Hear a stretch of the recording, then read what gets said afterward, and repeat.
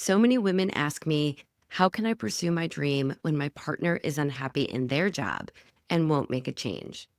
This episode is all about why it's okay to change, even if your partner won't. Hey there, my friend. Welcome back to the Second Act Success podcast. I'm Shannon Russell, business coach and author of Start Your Second Act. Now, my mission is to help women step into a life and a career or a business that truly lights them up.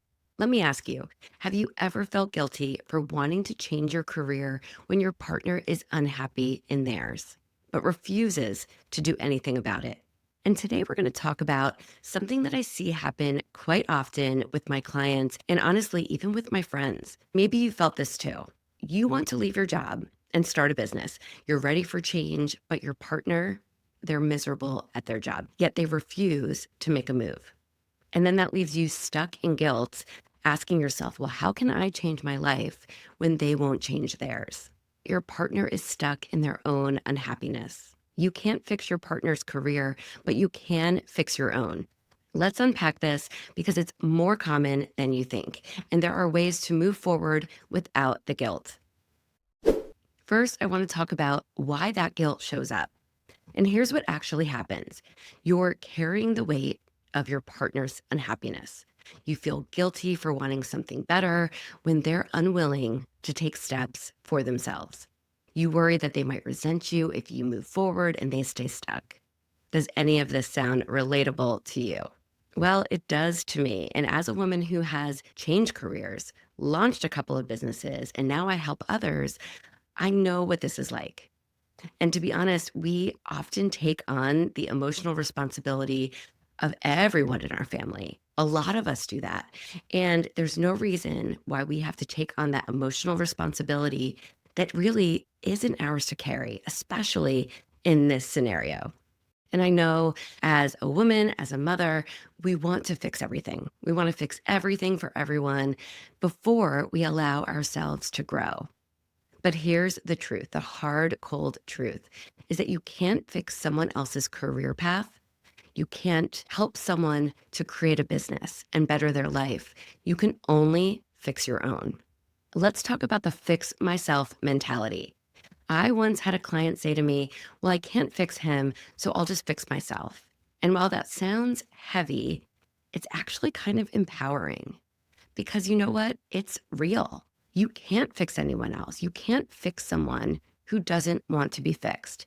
If there's someone who wants to wallow in their situation or be unhappy with the life or the career that they have around them, then that's their power to do so. And maybe they will change at a different point in time, a different point in their life. But why should you have to wait for that? You are the only person who can control you. So when you choose to grow and you choose to pivot, you choose to pursue this business venture, you're actually modeling what's possible. You're modeling that for your kids. If you are a parent, they are looking at you to see what you're doing, what your role is, what your career is, what business you're building, and how that's affecting the rest of your day and your life.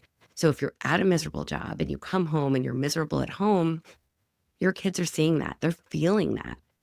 And so when you choose to grow and better yourself and put yourself in a better situation, you are showing to your children and your friends and those around you that it is possible, that you can do it if you want to.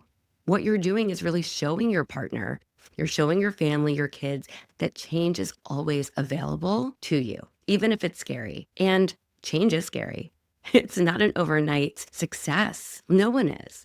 But it's taking those steps in a safe, strategic way to get you from where you are now to where you want to be. And we talk about that a lot on this podcast, but it's true. It does take steps, several steps, planning, research, all of that. But that's how you fix yourself. That's how you take care of yourself. That's how you build yourself into the next evolution of you. Sometimes your growth becomes that spark that can inspire others. This is why I started the Second Act Success podcast almost 4 years ago now. I did it so that you, listeners, can actually hear success stories from other people who have made a career shift, who have launched a successful business, to say, well, if that person can do it, then I can do it too.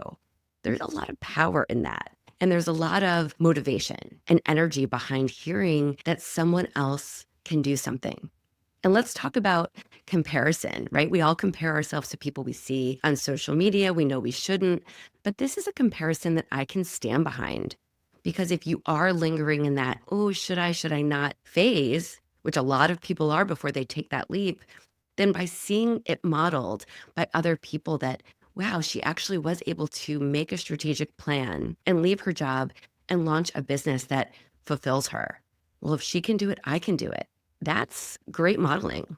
So think about that when you're thinking about, the guilt you might have. If you can get past that and you can start thinking about that as a spark that can inspire your partner, inspire others, then maybe that will drive you to keep going and move forward and take care of yourself in this stage of life.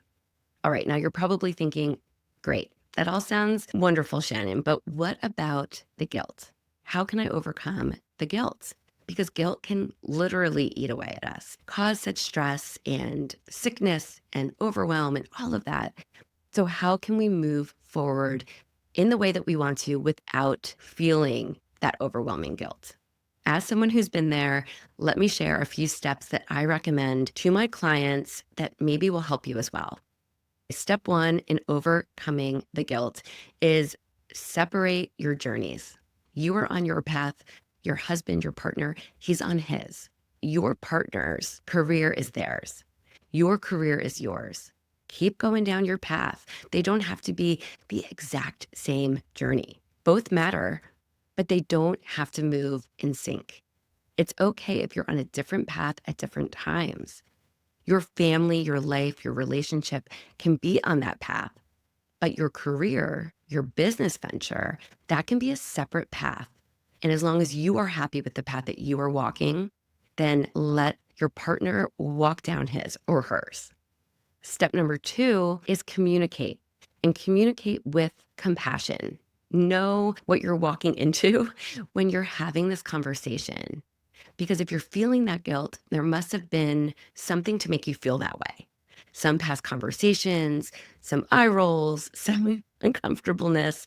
And now you know what you're walking into, and you can walk into it to communicate openly, but with that compassion and that feeling. I say talk openly with your partner. Share why you want to make this change, why you're going down this path, and make it clear that your decision isn't about leaving him or her behind. It's about you creating a better future for you both.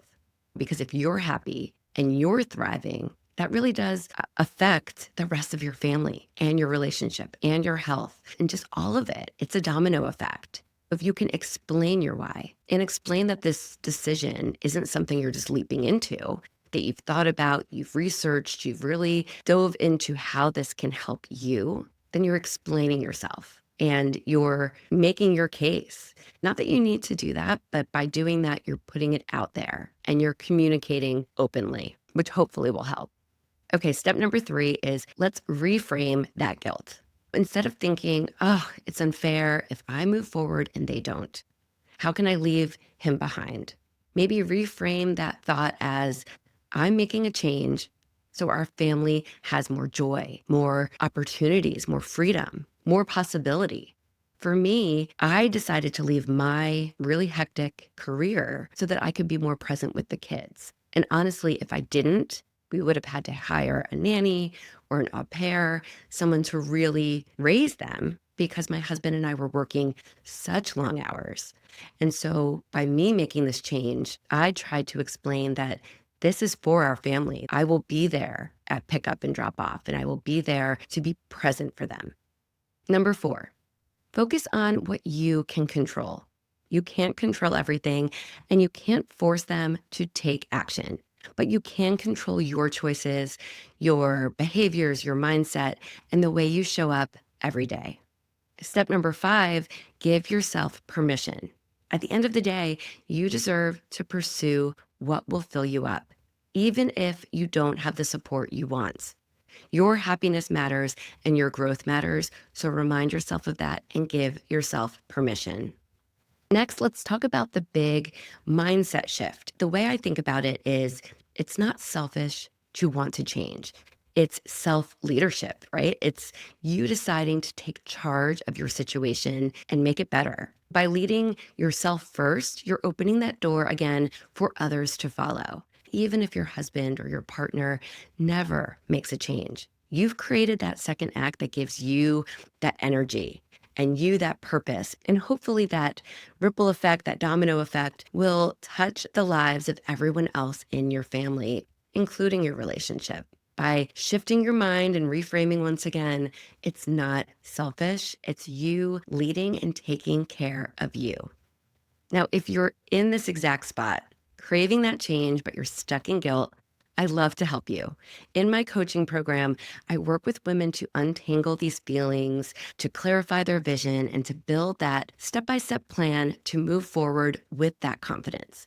A lot of it is dealing with these obstacles in our way because a lot of the women that I work with are moms or they're women who have other obligations. Quite a few of my clients are still working full time and they're building their business on the side. And that's just extra stress. That's extra time. So we deal a lot with how to come up with a plan to move forward and get this business off the ground in a way that really serves you.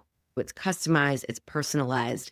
So if you feel like you just need someone who gets it, I'm raising my hand because trust me, I've been where you are. And to be honest, I still deal with it all the time. I've learned to not internalize it, but to say, no, I'm doing this for me, for my kids, for our future. And I'm happy as a business owner. I'm happy as an author. I'm happy with everything I've built for myself. And I've kind of learned to tune other things out. And so I try to really take that with me into my coaching calls to help my clients because it takes some time. It's not, okay, great, we reframe and now everything's better. But I want you to know that someone else is here on the other side of the mic who gets it. And you can book a free strategy call if you want to talk. If you want to talk about your plan, your situation, I will link to that in the show notes below, or you can go to secondactsuccess.co/strategy. We can chat for 30 minutes about how you can move forward in your situation and get where you want to go. So, my friend, here's your reminder as we wrap things up. You don't need permission to change your life from anyone, point blank. You can't fix your partner's unhappiness, but you can fix your own. And in doing so, you just might create that spark that changes everything for those around you. I hope this episode has given you that pep talk that you need. And until next time, keep producing your best life. I'll talk to you soon. Thank you for joining me for another episode of the Second Act Success podcast. If this episode has you thinking about starting a business or growing the one that you already have, I offer free Second Act strategy calls. This is where we map out what makes sense for your business and your life. You can book yours now at secondactsuccess.co/strategy or grab the link in the show notes below.